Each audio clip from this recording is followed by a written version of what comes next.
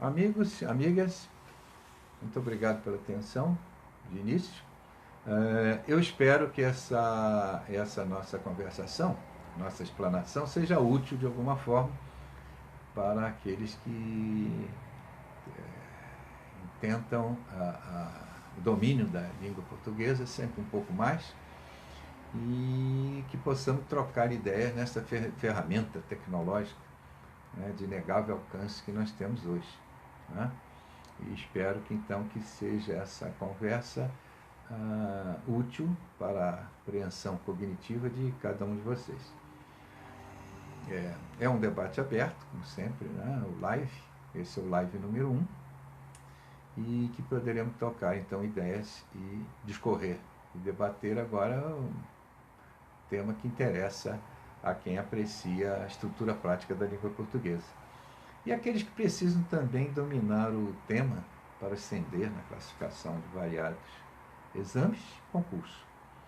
Dos elementos estruturais do verbo, nós estamos falando de decodificação do verbo, é muito interessante, porque o verbo da língua portuguesa, dentro da complexidade, então nós trabalhamos em geral, desde nossas priscas eras do estudo básico, nós trabalhamos muito com a formalização, com o elemento estrutural, a decoreba.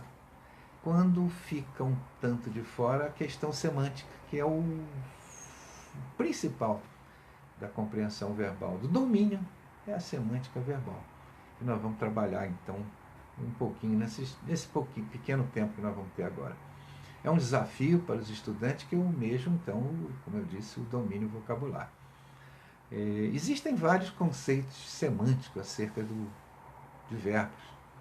A nossa abordagem ela estará na concepção do ponto de referência temporal, ou seja, exemplificar um segmento frasal, de frase, efetuar a mudança do ponto de referência, presente, passado ou futuro, e seguir a análise verbal, de acordo com, sim, com o ponto de referência dado. O tema em foco, entendendo o código verbal, como assim está exposto na chamada do vídeo, né? Como um módulo de imersão para captar as formas especiais, né, na aplicação verbal no contexto da língua portuguesa. Agora, tem que ser logicamente, com a leveza necessária. Todos os nossos queridos amigos mestres têm que ter a necessária compreensão, né, de repassar com amenidade, né, essa abordagem do verbo, que é sempre um assunto muito árido na compreensão da língua portuguesa. Né?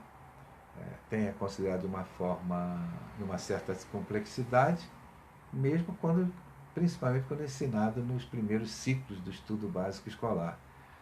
Olha as últimas estatísticas aí com relação à compreensão de simples frases, não é? em textos em que para muita gente ainda há dificuldade da compreensão do que está escrito. Bom, nós vamos iniciar recapitulando a estrutura básica que aprendemos para os tempos na conjugação verbal. Ou seja, vamos nos basear no modo indicativo. Não é? Nós temos os 3 modos, quer dizer, que indicam a atitude do falante com relação ao fato. Não sei se vocês lembram do que são o modo verbal. Então, nós temos o modo indicativo, o modo subjuntivo e o imperativo. Então, nós vamos basear no indicativo com alguma variante para o modo subjuntivo, para a análise da semântica. Isso apenas para a gente enveredar nessa questão semântica, né, do sentido verbal. No modo indicativo, então, nós vamos lá. Nós temos uma forma temporal no presente, 3 formas do pretérito, o passado, e 2 formas para o futuro, já vamos ver. E o que podemos analisar a essa adequação de formas verbais oferecidas na língua portuguesa? eu vou me basear hoje, vou tomar emprestado aqui um filósofo do passado, um filósofo, teólogo, pensador, Santo Agostinho de Hipona, que viveu entre 354 e 430 depois de Cristo. Ele dizia: a figura do tempo existe na mente, ou como ele considerava, na alma. O passado não existe mais, só é possível na alma do ser humano, por meio da memória, da recordação. Essa potencialidade humana que permite que as coisas passadas venham novamente à nossa presença está dentro do aspecto da memória. Mas é apenas a recordação, portanto, que torna possível falarmos em termos de passado, segundo estamos ainda nesse enfoque de Agostinho, Santo Agostinho. O presente, por sua vez, é o conjunto de nossas sensações e pensamentos no momento, aquilo que percebemos diante de nós e o que estamos cogitando. É a percepção e a consciência. Quer dizer, o momento presente seria mais correta essa delimitação, como nós já vamos ver. Finalmente, o futuro. O futuro é a resposta às nossas previsões, nossas esperanças, conjecturas. Está aí olha que nós estamos há 1.600 anos atrás daquele pensamento e hoje estamos em pleno vigor nessa prática dos tempos verbais. Analisemos de pronto a estrutura que denota, indica fato real. Quer dizer, olha o modo indicativo. Como tal é definido o verbo, os tempos verbais do modo indicativo. É um fato correto, fato certo, positivo. O modo indicativo é usado para transmitir um acontecimento certo e real. Através dos tempos verbais do modo indicativo, é possível expressar uma ação de forma o quê? Precisa, segura. Nós compreendemos. A estrutura do indicativo, vamos para a estrutura agora. A estrutura do indicativo, como aprendemos, se identifica com os tempos verbais. Um presente, nós sempre três formas do pretérito, nós temos o pretérito perfeito, vamos analisar cada um. O pretérito mais que perfeito e o pretérito imperfeito. E duas formas sutis do futuro. Uma que é um futuro descompensado com relação ao momento presente, o futuro do pretérito. E o futuro do presente, que deveria ser o futuro baseado no momento presente, que é essa nossa estrutura básica de referência. Vamos à maneira prática, então, de expressarmos a conjugação verbal, né? A prática verbal. O presente indicamos para expressar o instante em que acontece o evento ou fato, né? O momento da enunciação. O agora do falante. Agora nós já estamos enveredando em diversos gramáticos, né? Já mais recentes, que têm as suas variadas maneiras de interpretar a semântica do verbo para indicar o tempo presente. Então, o momento da enunciação, do Anildo Bechara, o agora do falante, na ideia de que o tempo preciso se compreende na transição do passado ao futuro. Então, veja bem, nós temos uma compreensão muito tênue, quer dizer, do presente. Lembro de ter lido um determinado gramático determinado que o presente, aquela forma do presente, ela se identifica um pouco além de um flash. Olha que complicação para quem quer apenas exprimir a ideia do momento da enunciação, que é muito mais prático para a gente identificar esse espaço micro aí do presente, que seria uma transição do passado para o futuro. Quando dissemos, por exemplo, vamos a alguns exemplos a partir de agora. Joana compra no supermercado X. Ou percebemos que ela está comprando no exato momento da fala, ou que Joana costuma repetir a compra. Não é isso? Vamos lá. Joana compra no supermercado X. Quer dizer, nesse exato momento ela está efetuando a compra. ou então Joana costuma comprar naquele mesmo lugar. Ela compra no passado e segue a ação da compra no futuro. Seria, mas muito tênue esse código espacial. Né? A ação se desloca no tempo em torno da expressão no presente. É o presente do indicativo. O simples presente indicativo tem toda essa variante mental de compreensão, como diz o filósofo Agostinho, a percepção da alma. Se eu digo, eu compro frutas no mercadinho Y, eu estou ainda neste lugar efetuando a compra, ou reafirmando a continuação da ação. Observe que agora, vamos lá, eu compro frutas no mercadinho Y. Em geral, a ideia a percepção da continuação da ação. Mas eu poderia também estar identificando nessa nossa maneira de comunicação atual, dessa instantaneidade, não é? Da comunicação pelo celular. Então eu compro, o que você está fazendo neste momento, eu compro fruta do mercadinho Y.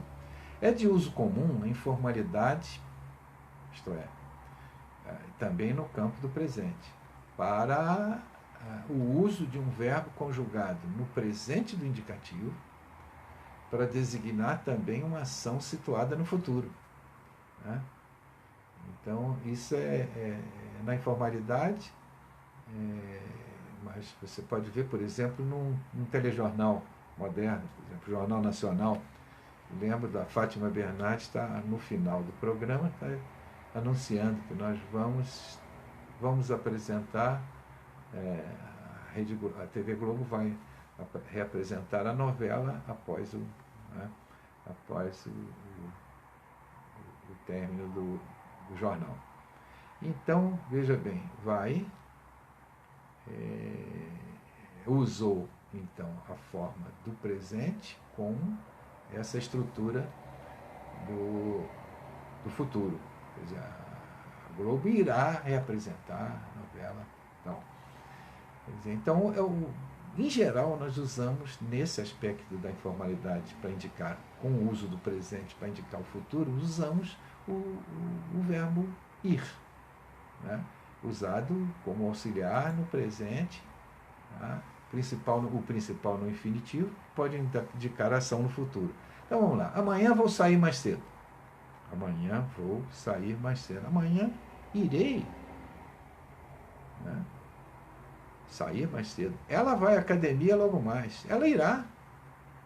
Então veja bem, como você pode realmente se utilizar de estruturas do presente. Olha aquela ideia da transição do presente para o futuro, ou do passado para o futuro, quer dizer, dentro do momento da fala, o momento narrativo, né?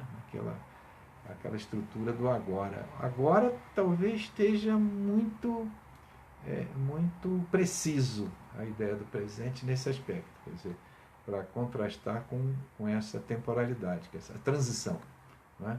Esse transiente aí do passado. Isso apenas o presente. Estamos apenas indicando a questão da semântica do presente do indicativo.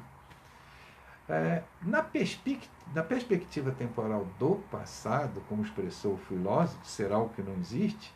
Bom, agora veja bem, nós expressamos o passado que percebemos, né? Ou seja, que está no nosso sentido, na nossa percepção. Joana comprou uma bicicleta na loja Z. Joana comprou. Notoriamente queremos dizer que a bicicleta de Joana é nova, comprada recentemente, quer dizer, aquela apreensão do passado recente. É o pretérito perfeito. Já explicaremos o porquê do sentido do perfeito. Vamos chegar lá. O pretérito perfeito se encaixa na ação ocorrida em passado abalizado pelo tempo da fala no presente. Vamos lá com calma. Então, a fala no presente para a percepção do passado próximo. Joana poderia ter comprado a bicicleta há meia hora, ou na semana passada. São apreensões temporais, não é? Aptas ao falante. Quanto mais a ação se desenrola lá na profundeza do passado, já entra na perspectiva agostiniana do de algo que não mais existe. Está lá no recôndito do passado. Ainda tem um evento que ocorre na percepção anterior a um passado, a um fato passado com ponto de referência no passado. Já vamos chegar lá. Vamos voltar um pouquinho aqui para essa questão, acho que eu passei um pouco mais rápido. Aquele passado, como lembrar desse passado recôndito? Aí nós teremos que fazer uso da instrumentalização mental de recordação. Aí é outra história.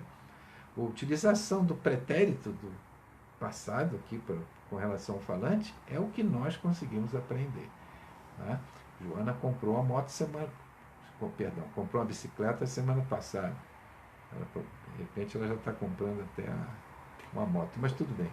Agora já mudou de ideia, mas quer andar com mais agilidade. Bom, mas vamos agora avançar um pouquinho mais. Então falamos do primeiro a ideia de passado, pretérito perfeito. Agora vamos no evento que ocorre na percepção anterior de um fato passado, como básico, e um ponto de referência para este ponto no passado. Joana comprou uma bicicleta na loja Z, onde o irmão dela compraram uma moto uma semana antes. Opa, agora nós temos duas referências aí no passado. E que passado é esse? O passado, mesmo os dois eventos referenciais de passado, agora nós estamos lá no passado. O falante continua estando no momento presente. Então vamos lá, Joana comprou uma bicicleta na loja Z. Bom, até aí, aquela história da bicicleta nova e tal. Na loja em que o irmão, quer dizer, onde o irmão dela comprara uma moto uma semana antes. Então nós temos aí a notar que uma semana antes da compra passada de Joana. Esta conjugação verbal, olha lá a terminação, rá, comprara, é o pretérito mais que perfeito. Como aprendemos na escola básica, o pretérito mais que perfeito é um tempo verbal que tem relação com o passado do passado. Não é isso, professor? A nossa querida mestra, nos orientava. Ou seja, representa uma ação que ocorreu antes do pretérito perfeito.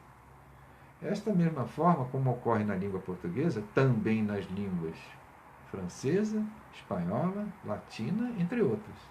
Então vocês veem que, olha, está vindo lá os pensamentos lá de trás, dos grandes pensadores, essa questão do tempo, como o tempo de Agostinho, mais do tempo, e vem com o tempo, olha aí, as diferentes línguas, né?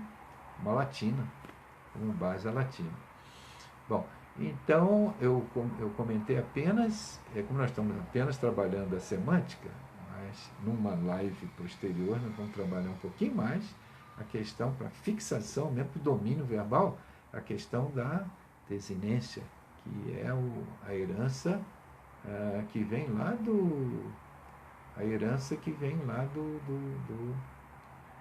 do latim para o português. Daí a complexidade da língua portuguesa, nesse aspecto. Então nós temos a questão do ensino básico, né? A terceira, avançando um pouco mais, para a terceira forma temporal de conjugação do passado, tá? Pretérito perfeito, primeiro, evento acabado, evento encerrado ali na percepção do passado, né? Joana comprou uma bicicleta, olha. É um evento que ocorreu num passado recente. Ela ainda está andando com a bicicleta dela, ainda está novinha. Bom, aí temos o pretérito mais que perfeito, que é a mesma situação, só que é um evento relacionado a um ponto situado no passado. Um fato, lógico, um fato, um evento, algo situado no passado. A terceira conjugação temporal, essa aí já tem a questão do pretérito imperfeito. É um passado imperfeito. Vamos chegar lá. Observe que, tanto no pretérito perfeito, o fato, Joana comprou a bicicleta, fato acabado, fato consumado, perfeito. E a loja, na mesma loja em que o irmão comprara uma moto, quer dizer, também foi um fato consumado, acabado. Já no pretérito imperfeito, não temos essa perspectiva semântica de eventos de findos, completos, né, acabados. Né? Então, na questão do pretérito imperfeito, se evidencia um evento que expressa, vamos dizer, uma continuidade, uma duração no tempo, quer dizer, uma ação ocorrida no passado, mas que não foi concluída, não é isso? Por exemplo, vamos dar um exemplo aqui. Toda semana Joana ia no clube depois da escola. Veja bem. Esse evento aí é um evento continuado, ela não acabou, não houve um ciclo fechado nessa ocorrência, né? Tá bom? Quer dizer, então nós temos toda semana Joana ia, né, no clube depois da escola. Quer dizer, então nós temos aí um tempo está continuando e nós estamos situando esse passado, tá? E logicamente nós iremos utilizá-lo para outras formas possíveis. Agora, ficamos no ar aí na semântica do perfeito e do imperfeito. Por que perfeito? Quer dizer, a gente decora lá na escolinha, mas aquilo vai passando e no final, puxa, perfeito, imperfeito, vou decorar que um é perfeito, mas acabamos decorando pelos exemplos, mais do que realmente do que significa. Então, os termos advindos, né, do verbo latino perfeito, vem do perfectum latino, que significa ação concluída, perfeita. Né? E o imperfectum, ação incompleta, não concluída. Então, vem daí essa ideia, como nós já explicamos. Por exemplo, vamos colocar uns exemplos aí da questão do imperfecto. Joana dançava no clube quando caiu um raio no jardim. Logicamente no jardim do clube, né? As duas perfeições, nós temos duas percepções temporais, não é? Estão evidenciadas nas conjugações. Pretérito imperfeito, dançava, Joana dançava, quer dizer, dançava, pretérito imperfeito, quer dizer, ação continuada, mas eu quero fixar alguma coisa. Em geral, você usa o pretérito imperfeito para focar algum evento perfeito. Vamos ver o que aconteceu? Qual foi o evento perfeito? O raio, a queda do raio. Olha lá. Joana dançava, olha o pretérito imperfeito, quer dizer, o período em que ela dançava, que vai ser o referencial, quando caiu um raio no jardim. Quer dizer, o pretérito imperfeito dançava, relativiza o fato que ela prosseguia na ação de dançar. E o pretérito perfeito indica um fato concluso, a queda do raio, que caiu no jardim. Então, o que aconteceu na realidade foi a queda do raio. Né? E o que acontecia como referencial é o pretérito imperfeito. Quer dizer, aí está a diferença desse relacionamento entre... Não é? Em geral, você trabalha com o referencial temporal lá do passado, com o pretérito imperfeito, para indicar um fato que aconteceu. Em geral, nós trabalhamos com pretérito perfeito. Talvez casos raros, em casos raros, de escritores formidáveis, de narrativas, né?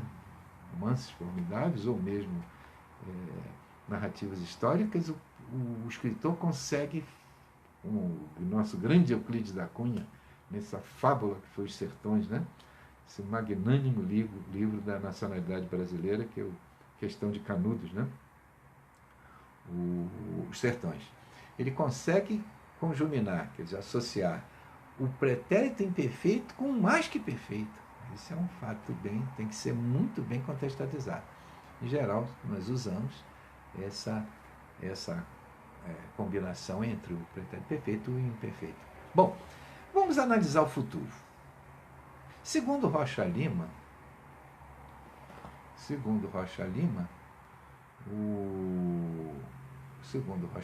em sua gramática normativa, existe um futuro do presente que expressa algo que possivelmente acontecerá no momento posterior da fala, futuro do presente. Futuro, o falante está no presente e ele imagina ou tem uma previsão, né, de que algo vai acontecer. Então, ele usa o futuro presente, já exemplificaremos. Comprarei miudezas na loja A, que me foi bem recomendada. Então, olha, ele já fez uma previsão do que poderá acontecer amanhã, né? Ou logo mais, um pouco mais para frente. Isso com relação ao presente. Futuro com relação ao presente. O futuro do pretérito expressa uma ação que era esperada no passado. Bom, esse é um pouquinho mais complexo. Então vamos lá. Aí está a língua portuguesa com a sua complexidade, mas semântica verbal. Expressa futuro do pretérito, futuro do passado. Expressa uma ação que era esperada no passado, porém que não aconteceu, né?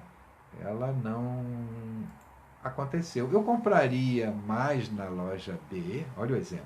Eu compraria, futuro pretérito, mais na loja B se os preços estivessem condizentes com a situação atual. Bem atualidade, bem na atualidade. Quer dizer, na questão ainda. Quer dizer, ainda no futuro do pretérito, a situação que não se realizou, a tendência pode ser uma condição. Olha lá, se os preços estivessem condizentes, né, com a situação atual, eu compraria. Lá atrás, tá? Eu compraria, não comprei. Quer dizer, significa que os preços não estavam condizentes, não. Agora, ainda no futuro, podemos ter um outro exemplo. Iríamos ao teatro se não chovesse. Iríamos, olha lá, a marca indicativo do pretérito, do futuro do pretérito. Observe que nesse exemplo nós estamos fazendo a combinação formal entre o futuro do pretérito, iríamos, agora vamos entrar no modo subjuntivo, que até então nós estamos exemplificando no indicativo. Mas só que temos agora uma forma indicativa, que era do futuro do pretérito, com o pretérito imperfeito subjuntivo, que é aquelas formas que tem aquela terminação SSE. Olha lá. Iríamos ao teatro se não chovesse, quer dizer, se não chovesse, iríamos ao teatro. Olha aí, uma condição real, não é? Condição real. Olha, a condição que está lá no fato do modo subjuntivo, que é o modo das estruturas hipotéticas, incertas. Nesse caso está mais para incerteza. Com o real do futuro do pretérito. Realmente. Nós queríamos ir ao teatro, mas não fomos. Iríamos ao teatro. Olha, um fato real lá atrás, né? Se não chovesse, quer dizer, estamos usando então uma forma lá do subjuntivo. Não tem nada de complexidade ou né, nessa formulação. Tem apenas na questão, por exemplo, na decoreba, é que há muito questionamento. Puxa, como é que eu vou misturar isso é um modo indicativo, um modo dos fatos certos, das coisas positivas. Como é que eu vou atuar numa sentença combinada com um fato incerto? Ou sem aquela certeza, aquela positividade do evento, né? Mas nesse caso, ela é trabalhada no aspecto semântico, tá? Como é bem desse nosso caso. Bom, como falamos do presente do pretérito do subjuntivo, pretérito imperfeito subjuntivo, desculpa, então nós precisamos rever um pouco esse modo subjuntivo. Vamos fazer o contraste com o indicativo. O indicativo é para transmitir o acontecimento certo, real, né? Então você não pode utilizar um verbo na questão hipotética quando o fato é real, né? Então há muita confusão em termos de revisão de textos, etc. Tal, né? Quando você utiliza um verbo que é um verbo de expressão semântica hipotética num fato real que aconteceu, né? Então,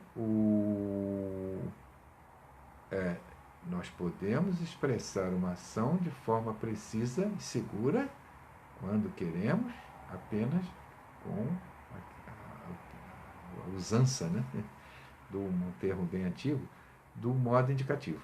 Já no subjuntivo, bom, aí entraremos agora no contraste. Olha que é um contraste, né? Fato hipotético, fato real. Né? Por exemplo, a estrutura do subjuntivo, como aprendemos, se identifica com os tempos verbais. Então, vamos lá. Vamos dar uma recapitulada aí no subjuntivo. 3. Um presente, um pretérito e um futuro. Esse é o simples, né? A estrutura simplificada do modo subjuntivo. Então, nós temos um presente que se utiliza, para identificar, nós utilizamos um antepositivo, que. Né? Então, esse que é, como diz o Bechara, o professor Bechara, na sua gramática da língua portuguesa, o que, nesse caso, toma o valor de um antepositivo para apenas demarcar que eu compre, que tu compres. Lembra da conjugação? Por exemplo, como colocar num contexto aí, que eu compre na loja Y, inidônea, é uma impossibilidade total, quer dizer. Quer dizer, você tem então uma ideia, não é uma hipótese, quer dizer, você tem uma questão vaga com relação, você não comprou, você não efetuou, quer dizer, você está apenas na conjectura, quer dizer, o fato incerto. Né? Já a forma do pretérito imperfeito, com o antepositivo se, como nós falamos, né? Se não chovesse, então nós temos aquela expressão, aquele desinência, aquela terminaçãozinha do verbo, que vem lá do latim, tá? No latim a coisa é mais complexa porque a gente apenas identifica pelos desinências. Opa, na língua portuguesa tem várias, olha uma delas aí. Como aquele errar do mais que né? Do pretérito mais que perfeito, né? Entendeu? Onde o irmão de Joana comprara. Né? Então nós temos o se não chovesse, né? Essas terminações então marcam essa forma do pretérito imperfeito do subjuntivo. Se eu comprasse, tu comprasses, olha aí. Tá? Então nós temos esse marcador aí. Lembra lá do condicional, né? Quer dizer, vocês estão vendo que são situações, fatos imprecisos. Nós estamos no subjuntivo agora. A forma do futuro, o futuro só a Deus pertence. Olha, já temos essas marcas aí de pensadores, né? O futuro do subjuntivo, nós temos 2 antepositivos para marcar essas duas expressões, a expressividade. Quando ou se. Quando eu comprar, quer dizer, está marcando uma possibilidade. Ó. Quando eu comprar na loja Y, quando ela reabrir. Olha, você está dizendo? Quer dizer, todos estão vendo então essa ideia da possibilidade. Agora, tem outro evento, outra possibilidade do futuro do subjuntivo. Se eu comprar, agora nós temos, com o uso do ser, nós temos agora a expressão futura possível, mas condicionada ao evento, né? Então, quando eu digo se eu comprar, tem que haver alguma coisa acontecer para acontecer aquilo, quer dizer, uma condição para acontecer aquilo. Dessa forma, reiteramos, com o uso dessas estruturas subjuntivas. Iríamos ao teatro se não chovesse, lembra aquele exemplo? Aí, vamos recapitular. Associação entre a forma pretérita do futuro, quer dizer, iríamos, com a expressão condicional do pretérito imperfeito subjuntivo, com a desinência SSE, que expressa a não realização do evento ir ao teatro. Então, essa combinação possível está enquadrada na sentença, na questão semântica da aplicação verbal. Né? Então, nós temos até aí a questão, o mais importante é a simplificação dessa aridez temática. Então, nós trabalhamos um pouco, até certo ponto, a questão semântica com o uso apenas do modo indicativo, mas a questão das certezas, das afirmativas, de fatos positivos, fatos acabados, no caso dos pretéritos, né? E sempre relevando, agora, a observar a questão lógica, que traz a questão semântica para a aplicação verbal. Olha lá, na questão do pensador, lá do pensamento de Santo Agostinho. Quer dizer que o passado, as perspectivas do passado é que existem. Agora, ao mesmo tempo, o Santo Agostinho disse, não, o passado não existe mais, mas existiu. Então, quando ele existiu na perspectiva da apreensão, nós usamos o pretérito perfeito, pretérito mais perfeito. Pretérito imperfeito, quer dizer, todos os pretéritos na estrutura real do modo indicativo. E o modo subjuntivo, que nós vamos tratar melhor esse aspecto semântico numa próxima live, tá? E aí nós conversaremos sobre esse aspecto. Numa próxima live, nós temos então as abordagens referenciadas ao aspecto verbal. Já falamos alguma coisa do aspecto verbal. Uma delas, um dos aspectos, é a questão do uso do presente do indicativo para indicar aquela ideia da transição, para indicar o futuro. Não é? A Globo vai passar e tal, vai reapresentar a novela. Então, o uso do presente para uma forma futura, um evento futuro. Quer dizer, aí está uma abordagem de um aspecto verbal, um dos aspectos que a gente pode trabalhar. Há outros aspectos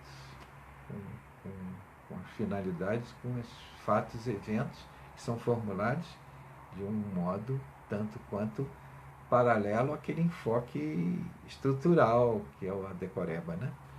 Bom, então, com mais detalhes, nós vamos trabalhar no próximo live as variantes da flexão. Por exemplo, os verbos que nós sabemos, né? Os verbos regulares, os verbos irregulares, anômalos, principalmente os defectivos e os abundantes. Por que é importante essa abordagem?